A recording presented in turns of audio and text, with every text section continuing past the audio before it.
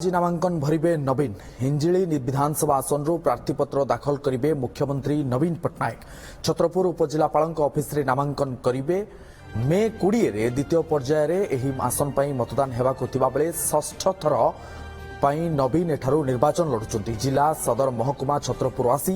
उपजिलापाल कार्यालय रे से प्रार्थीपत्र दाखल करिबे सकाळ 11 छत्रपुर निकटस्थ नरसिंहपुर छक स्थित हेलीपैड रे मुख्यमंत्री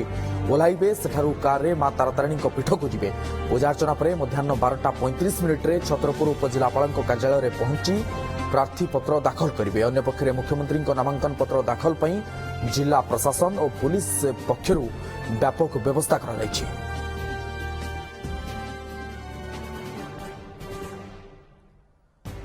अधिक आलोचना करबा हम सीनियर रिपोर्टर जगदीश दास हम सहित फोन लाइन जोड़ी होउचंती अधिक सूचना पई जगदीश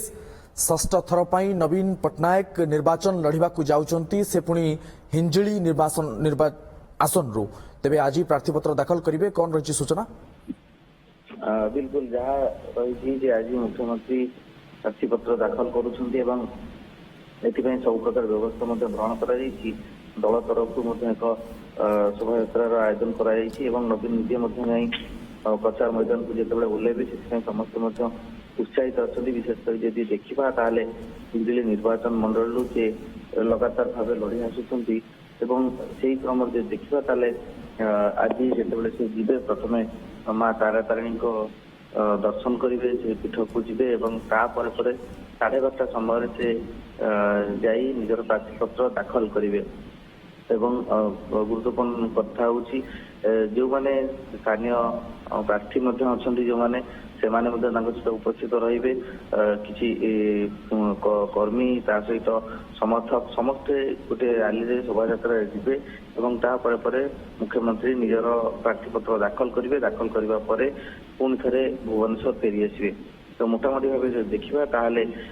दिन 10टा पाखापाखि